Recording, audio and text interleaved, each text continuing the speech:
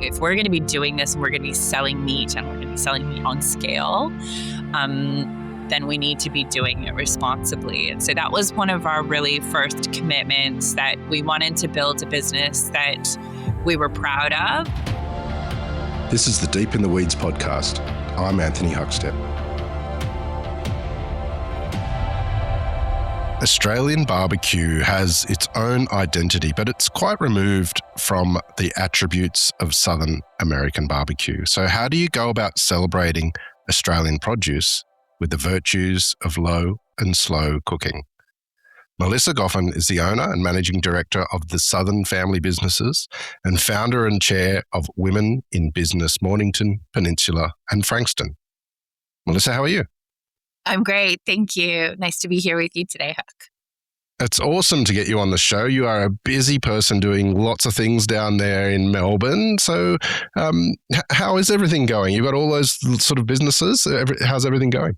Yeah, it's going well. I'm down here on the Mornington Peninsula, down just south of Melbourne, doing lots of things. Things are going well, varying degrees of well, I suppose. It does feel like yet another, and we sort of say a moment in time, but yet another moment in time where the economy is doing wild and difficult things. And being incredibly unpredictable. We've got some things that feel rosy and exciting, and some things that do not feel rosy and exciting. So I think, like all business people, that's where we are. Apologies, you're right. I did mean Mornington Peninsula. It's beautiful down there, and you're doing some amazing things. Tell us a little bit about your businesses. You've got a couple of food service restaurant businesses. To give us a picture of what you're doing there. Sure. So we've got Gum BBQ. So this is our little first baby business. So that is a low and slow American style barbecue restaurant down on the Mornington Peninsula. Just here today, we're getting ready for service. It's quite a large sort of warehouse building. I think we've got 900 square meters. We have many thousands of visitors that come see us every month, and we are really very blessed to be in a really gorgeous part of the world down in the hinterland on the Mornington Peninsula. So we offer share style dining, really quite traditional, low and slow menus.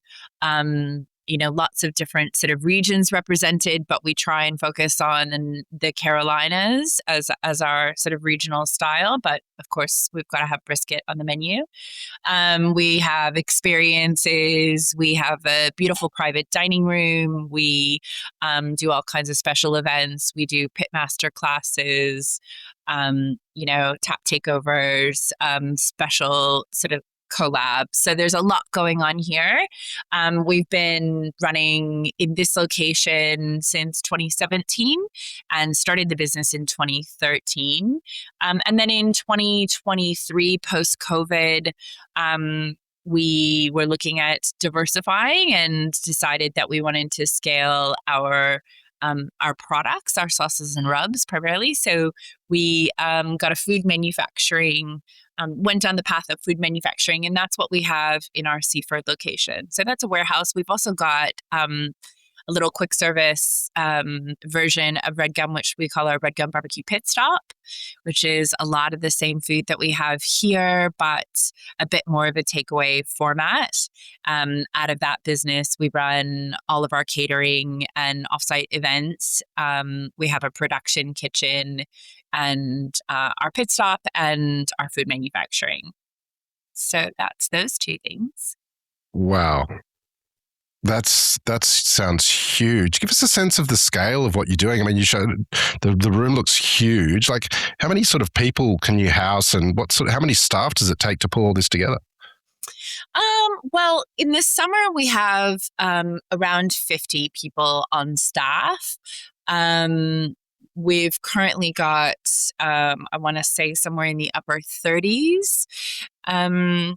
We have, on an average sort of Saturday or Sunday, we might have anywhere between 400 to 500 people come in on the day.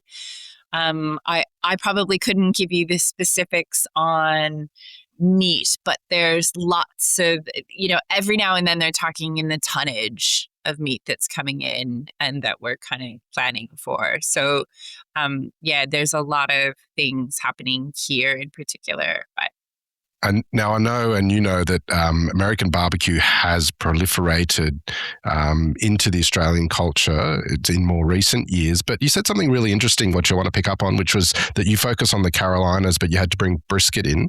I'd love, could you sort of just tell us about the differences in some of the Southern barbecue across the different states and how they're different and why the Carolinas is important to you? yeah, sure. So every region does have its own unique styles.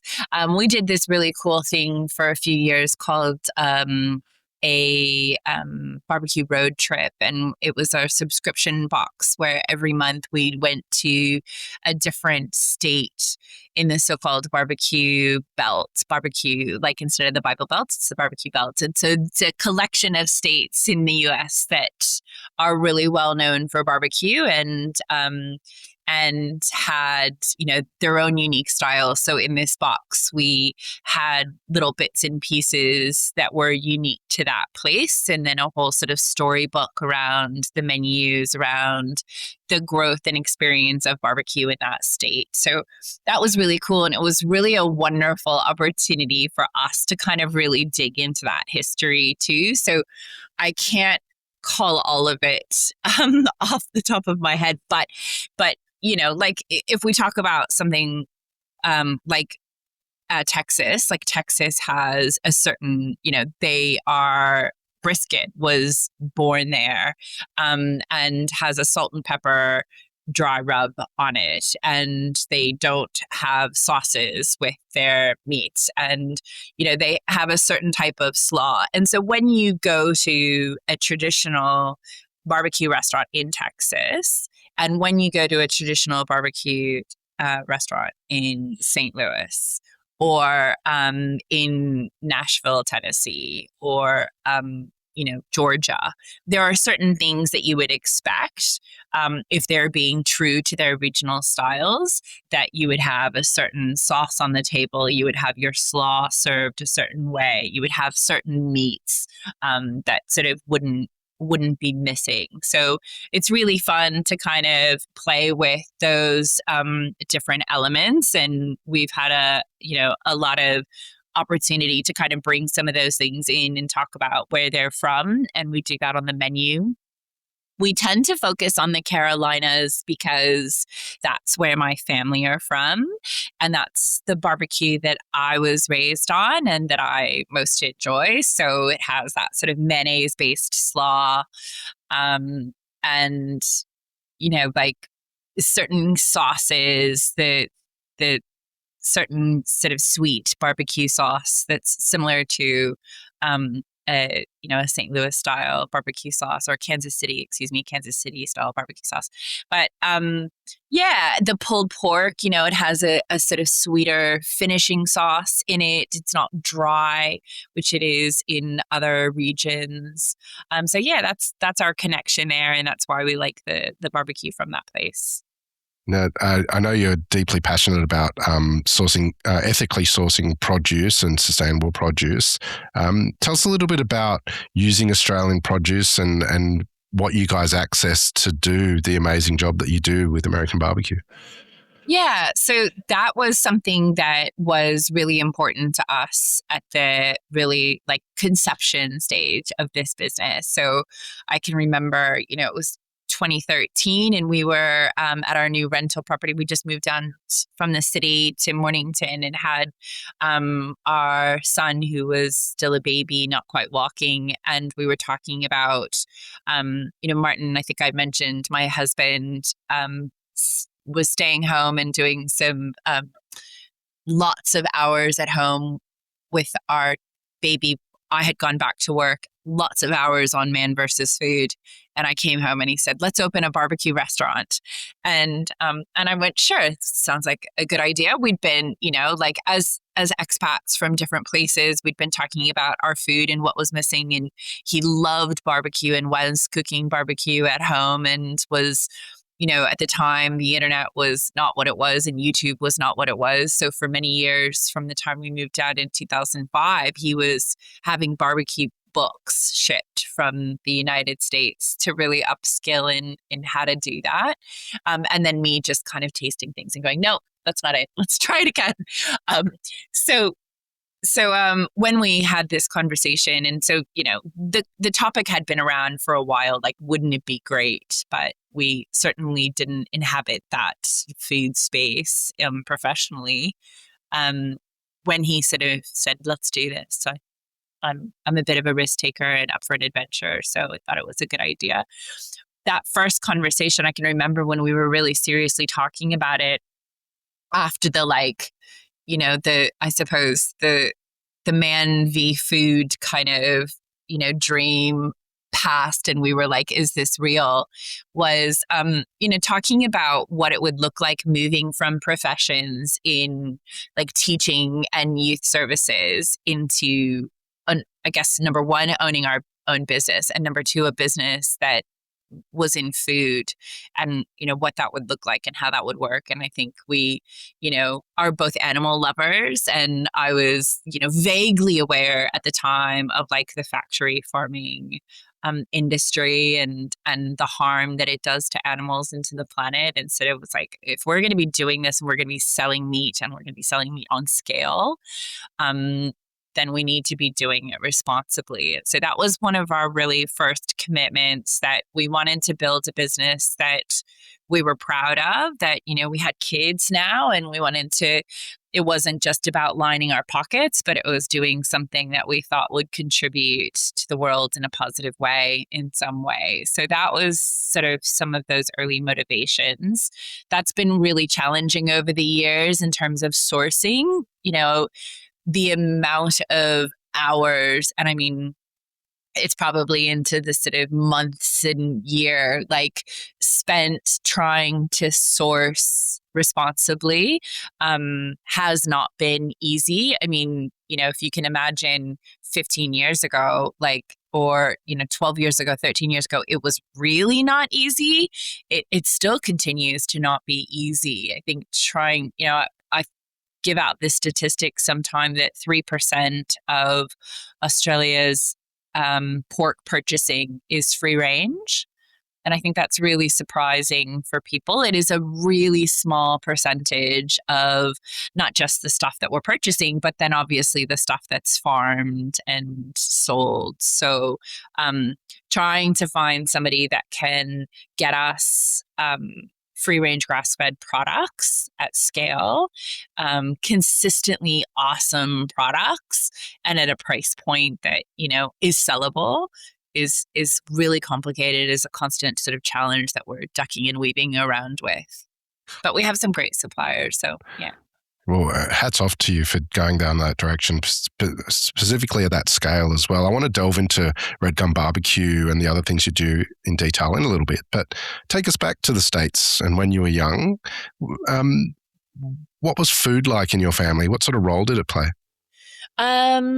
Gosh, I think, it's hard to think of sort of how it existed for our family. I mean, I can tell you that it was a bit traditional on occasion where, Sunday dinners were Sunday dinners. And that was, my mom, excuse me. Oh my gosh. Did you hear me say mom? She is a mom. My mom was a great cook. You've become Australian. I know. I'm a mom, and I've been here a very long time now. So that's a mom doesn't slip off the tongue very easily, but that's her name. So my mom is an amazing cook, and she's a Southern cook. So she loves cooking casseroles and, I don't know, mashed potatoes and things with gravy, and really a lot of those French influences that you find in Southern cooking. Everything that we had on our table at Thanksgiving or in any kind of Southern or Sunday meal had a mayonnaise base, a cheese running through it, fried, and she was amazing. And my grandmother was a great cook too. So food was really on the the women in the family, quite traditional in that way. And, I have memories of being at my grandmother's house and my mom and my grandmother in the kitchen, and they spent, all of their time there, and they were just chatting about family. And there's some of my fondest memories thinking about those spaces and what they felt like and what they smelled like, and that experience of sitting down as a collective. And God, they were drama, right? Like there was always a really inappropriate uncle or two, swearing or burping. And there was always, kids. And they're a really unique bunch, as I know all families are. But that experience of family, of food, of connection, was really precious. And I hold a lot of sort of precious memories of. Barbecue was something that was not unique in the way that it is here. It wasn't like a food genre. Like, it wasn't like we're going out for Chinese. It was just sort of like in and amongst everything. And we had some great barbecue restaurants.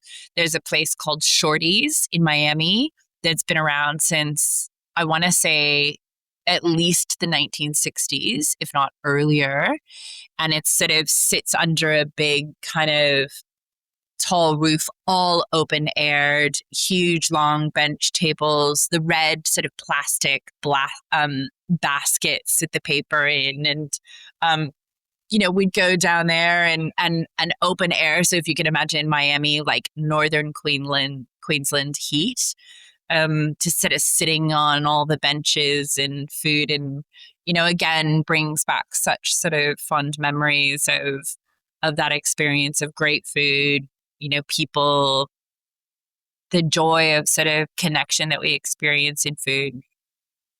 Now, I know you, a career in the food industry came a lot later for you. So what did you dive into career-wise before that? Yeah, great question. Probably everything is the short answer. So I grew up in Miami. I did a little bit of sort of sales type things after a few years in university there. And then I moved to San Francisco. And when I moved to San Francisco in my, I want to say early 20s, I got a job in public relations, and I was working for .com, early stage .com businesses, which is like what everybody was doing in San Francisco at the time. So it was a really exciting time to be there. And we were running around in limos to like launch parties of Napster. And, I don't know how old you are, if you have any recollection of that. I loved it so much. I think I spent like a week just going, oh my God, and that song, download, like every song I could ever think of, pulling into my Napster library. Anyway, so that was a really fun time. Public relations and communications were sort of something that I felt really passionate about and loved. I ended up going back to uni when it all fell apart. So the .com bubble burst. And in that sort of short time of being unemployed, I'd traveled to Europe and went, God, I need to kind of go beyond and explore a bit. So ended up going back to university studying a media and communications degree, went to England on a study abroad, sort of fell in love with education and learning, met my now partner, decided that I wanted to do a postgrad, and ended up in Melbourne at Melbourne University doing a postgrad in global media and communications. And so I did a couple of years there and I loved it. And after that was really grappling with how can we stay? At the time it was, he was from the UK, I was from the US.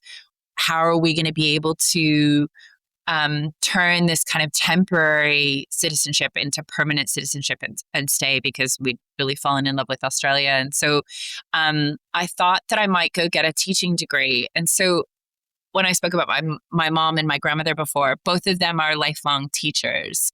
And my grandmother was a school principal. So it was very much in my blood. And when I called them to tell them that's what I was doing, they were thrilled. It was a profession they often steered me away from, but when that's it, that's your calling, teaching. And so I did that. I did a post-grad there, a diploma, got my teaching degree, and thought, okay, I can either go down my media stuff or I can follow teaching for a bit. Teaching felt like it was the surest path to citizenship and to being indispensable and being able to stay, whereas media come and go, right? So I thought, well, I'll go into teaching. I'll teach media and English, and that's where I landed. And so I did that, and I taught in public schools here in Australia for 10 years. So that's what I was doing for a bit. Yeah. Until business ownership, which is now my new love. Tell us about the time when you sort of took the leap into the food service sector and you guys opened Red Gum BBQ. What surprised you, once you swung the doors open and got the business running? Was there anything that sort of surprised you with running a hospitality business? Everything surprised me. Everything terrified me. Everything was new and complicated. And there were so many, there were just so many things that I didn't know, it was a period of real sort of smack you in the face kind of learning every day. So, even in the early days, we started the business in 2013 and we got about, I want to say 3 years in, actually maybe 2 years in, sorry. And we were not making any money. And we were going to all of these events, booking cool markets, pop-ups here and there. And we'd come home from some of these events and we'd have piles of cash and we'd be like, we're rich. This is amazing. But without any understanding of the costs that were going into things and just literally completely clueless. We brought in around the time that my husband was really physically and mentally near breaking point. And I was still working full time and teaching, and we were not bringing in extra money, but we were working, and he was also working part time as well at the time. And we were working weekends and had, at the time, I think even potentially 2 small babies. We brought in, and he was ready to walk away. I was like, I think I'm done. This is a lot and it's incredibly hard work. And I said, you love it at times and we've put a lot into it. So let me get somebody in. And we got a business consultant in who really took apart the business and, built in all of those things that we just weren't accounting for, right? Like the cost of the wood and the cost of the paper. And, we'd kind of plucked some numbers from the sky for what was included to some degree in our pricing, but didn't, the insurances and all of the things that we just weren't noticing or thinking about. And at the end of it, after these 3 months, and it was an absolute fortune. I can't remember what she charged at the time, and it might have only been like $2,000 or $3,000. But it was $2,000 or $3,000 that we didn't have, but it was like, this is going to be the last ditch. This is going to tell us whether or not we can do it. And I won't get emotional about this now, but I did for years because I remember her in this little tiny dining room at our house we'd then moved to Mount Eliza and bought a house. She explained to us how our model just wasn't making money and almost didn't have the potential to make money. This is where it was. And I burst into tears. And I remember being so devastated because the impacts that it had had on our family and the hours of time that it had taken from us in raising our babies and watching my husband be so, physically drained and like I was like a baby on my back and one in a pram and running off to markets, and he was leaving at 5 o'clock in the morning and had potentially been up all night. And it was just so physically and mentally demanding that the reality of the lack of money to be made in it was devastating. But, like it was a really great meeting in that we looked at like, okay, well, are there places where this works? One of the things that we found was that our inability to on-sell products that were not sold was of real detriment, because you could never get that number exactly right? Like you would assume that it was going to sell this much. So if you sell out, you miss sales. If you have too much, then you absorb the costs. We were going to events that were not tested potentially, that we hadn't necessarily done before. So, or that even maybe were kind of new. So the event people were saying that it would have this much visitation, but it didn't. So there were just so many variables that meant that within that specific context, it wasn't going to work. But it just meant, okay, if we can do it like this, if we can change our prices here and we can do this model and we can use our products in these other ways, then that can work. And I think what that did for us then in that early days, and it continues to be something that we do now, is that we are really clear on this is what our prices need to be. We have a lot of visibility into our costs, and we price things really, really considerately. And then we don't pull back from that, and we don't make excuses for it, and we don't undersell ourselves, because ultimately, if it can't work at that price, then the business can't work. So we just have to keep doing what we need to do to make the business viable. And then, we will follow that train and as far as it takes us, I suppose. What was the turning point then where, you'd had those meetings, you'd had that advice, you had that direction, but was there a turning point when you got on top of things that you can tell us about to help you expand? Yeah, I guess yes and no. There've been a bunch of them. So I say we got on top of things, right? Like we got on top of things then it sort of fell apart in a different way, and then we got on top of that, and then it fell apart in a different way, and then we got on top of that. So like there's no like, oh, we're good now, right? Like there's not that moment. But yeah, we kind of figured things out there and made some agreements and decisions on what we needed to do and how we needed to do it. And then committed to some more regular long-term projects that allowed us to really like establish that consistency and started to feel a bit of a rhythm. And I suppose, as with anything, like if you're keeping it relatively simple and you're doing it for a period of time, you should just continue to get better at it. And we did, but then we added more stuff on top, right? So we made it more complicated. So then that sort of mixed everything up again and made it complicated. And I could talk to you for hours about the failures of this business and the low points. And then I guess they make the high points that much sweeter. I can remember in the very early days of opening here in Red Hill and seeing the business grow from, like 5 employees. And when we launched, I think we had maybe 10 to within the first 6 months, like 25 or 30, was amazing. But, at the same time, I again brought a specialist in. So that's one of my things. Like, I don't know stuff, and I'm really like, who knows the stuff that they can tell me about. So I can remember having a specialist in the early days that was saying, this is how you need to set up your P&L, and this is the percentage that you should aim for your food COGS.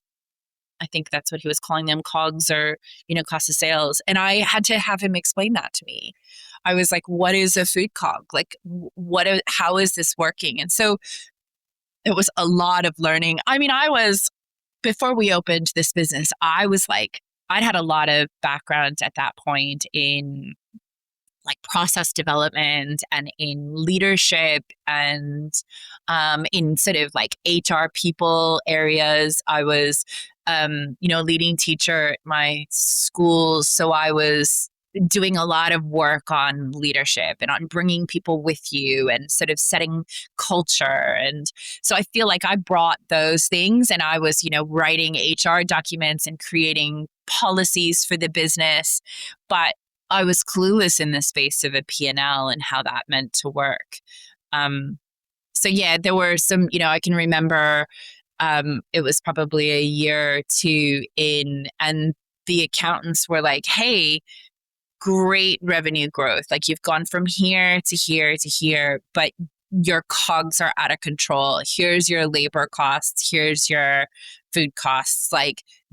And you're making a loss every month. And I sort of, really naively thought the numbers at the bottom of the page were just numbers, but like, it really took me a while to kind of understand, like, oh, those numbers plus or minus mean our ability to pay suppliers and our ability to buy new equipment and our ability to pay the ATO and to keep our doors open. So, realized pretty quickly how important it was that I know everything I possibly can about that space. And that's been my greatest journey and my greatest sort of, I think, expertise in that, like, that I'm like now the numbers person. I know everything and anything I can, and love data, and obsessed with reports about that. So Fine Food Australia, Australia's largest trade show for hospitality, is coming up, and you'll be there. Tell us a little bit about what you're doing. So I'm on a panel with a couple of amazing restaurateurs and food purveyors, and it's being run by Wes Lambert, who is the CEO of ARCA. So that's Australia's Restaurant Catering Association. And so this is a relatively new-ish industry group, but has a lot of really, old school food industry heavyweights in it. So and Wes has got a long history in that space. He is doing a lot of really wonderful advocacy for our industry. And I think, what I love to do and why I sort of get excited about being on panels and communicating about our industry and about what we do is, I think, I love the industry. I think that it's incredibly vibrant and innovative, and I think that there's some really cool things happening in it, and I just think that it doesn't have a wonderful reputation. And every restaurateur that I meet, and I know this isn't across the board, but every restaurateur I meet is incredibly hardworking, incredibly dedicated to their craft, to their people, to making a really great business. I think that goes for business people sort of across the board, but in the restaurant industry as well. And I just don't think that that's the view that we have in the sort of public rhetoric around food businesses. And I just love to talk about what we're doing, about sharing learnings that I've had, how I can support anyone else to, maybe avoid a pitfall that we sort of fell into, or talk about, how we can do better in our industry. I think that's really important. That's amazing. That's well worth getting along for, that's for sure. One of the things you also do is you're founder and chair of Women in Business for the Mornington Peninsula and Frankston. Tell us about what you're doing there and why that was so important for you to create. Sure. Yeah, thanks for mentioning that. I really love that work. And I think it sort of follows from what we were just chatting about I didn't come into business with a background in that space, and I didn't end up in restaurants and foods with a background in that space professionally. So, I mean, I don't want to undersell my time as like a waitress back in the US in my late teens. It was hard work and I learned a lot, but I probably drank more than I did do anything else, to be fair. But um, but I fell in love with being a business owner, and again, that business community, like um the small business community, the medium-sized business community, the people without giant pocketbooks that are starting something up from blood, sweat, and tears and sheer passion that just sees them put everything on the line time and again to kind of create. And I'm so constantly inspired by that community. And I think the other thing that is really passionate, that is really close to my heart, that I'm really passionate about, are women's issues and women's advocacy. And it was sometime after COVID, or at the very end of it, and particularly down on the Mornington Peninsula, but I know this was the case everywhere, particularly across Australia, but around the world, that there was this newfound awareness of, it felt, the interconnectivity of community and business, and our reliance and our joy. And all of a sudden we were being faced with like, oh my God, what if our businesses all fail? What if my favorite cafe closes, or my favorite shop, because they're not able to survive this moment? Like, how different would that be? And wait, my cousin works at that shop over there, and my sister-in-law is in that business.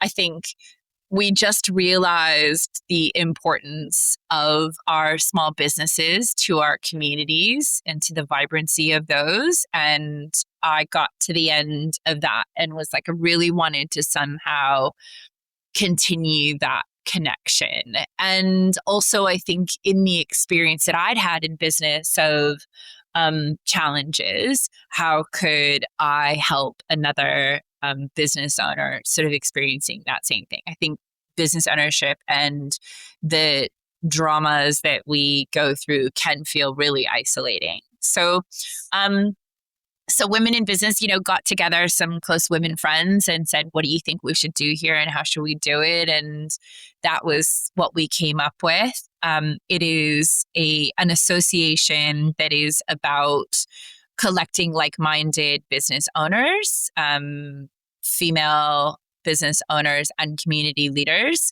who are driven by a sense of connection to community. So that's inherent in what they do. They might have an accountancy firm, but they've got some part of what they do is around giving back to the community.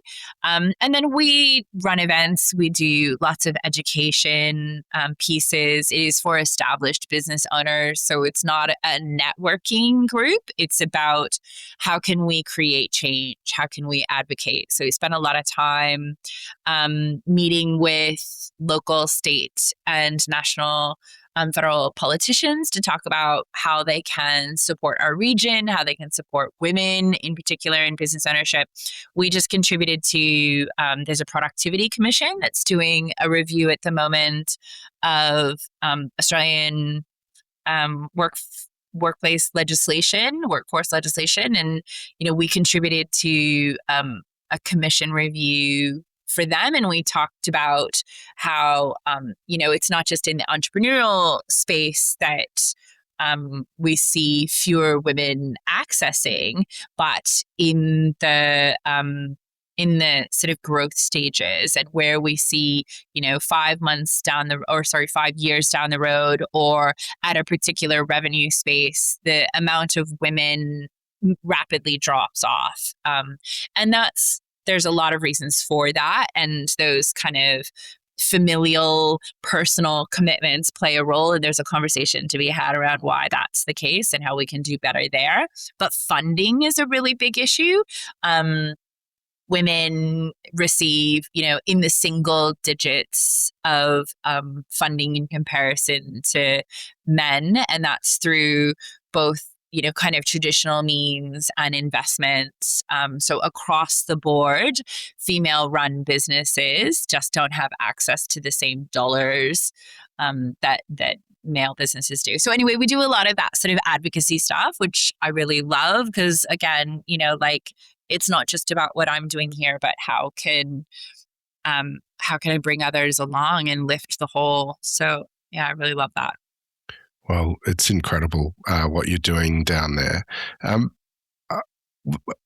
How does it make you feel when Red Gum is full and everyone's enjoying what you and your husband have created? Like, how does that, that energy, how does that make you feel? It's just stunning and heartwarming, and really still to this day brings me to tears on occasion. So it's such a sense of pride and joy, like when we were imagining what the business would be, we really had these pictures in our minds of these big, share tables full of people that were of all ages from lots of different places, sitting in front of wonderful food and just reaching over each other to grab it, that real kind of family style dining and joy and connection. And I see it all the time. And I just, initially when we were walking through the business, I remember thinking in those early years, like it took me years to kind of wrap my head around the fact that people that were visiting were not people that I knew. Like, I was like, oh my God, there's so many people here. I don't know these people. How did they get here? Like, they just came here and they just heard about us and they came here. And isn't this amazing? Like, really kind of shocking. And still, like, if I come by on the weekend and it's bustling and I'm walking through this space, like, I mean, that probably would bring me to tears, even talking about it. Just makes my heart explode. Like, it's so beautiful to see that happening. I think, yes, because there's probably two parts to that. One is like, we created this thing. This is now, self-sustaining and does this. But also just, I think that experience that I so love, that I so cherish and appreciate being around, like, and I think people talk about that. They come here because they like that experience. They have got a group that they're getting together for whatever reason. It's grandma's birthday. They're celebrating, John graduated from high school, whatever. And they've got a group of them and they're, like, I think that's beautiful to watch. And when I'm here, I'm having conversations with people and they're sharing why they're here. And it's just heartwarming and lovely. And they're sharing these special moments, which is really nice to see. Well, Melissa, you're an absolute inspiration, and what a joy to have you on Deep in the Weeds today. Can't wait to see where you take things from here. So please keep in touch and we'll catch up again soon. Thank you. I really appreciate the opportunity to share, Huck. You've been so lovely. So thank you for having me. This is the Deep in the Weeds podcast. I'm Anthony Huckstep. Stay tuned as we take a deep dive into the lives of the incredible people who ply their trade in the food and hospitality sector. Special thanks to executive producer Rob Locke for making this all happen. Follow us on Instagram at Deep in the Weeds Podcast, or email us at podcast@deepintheweeds.com.au. Thanks to executive producer Rob Locke for making this all happen. Stay safe and be well.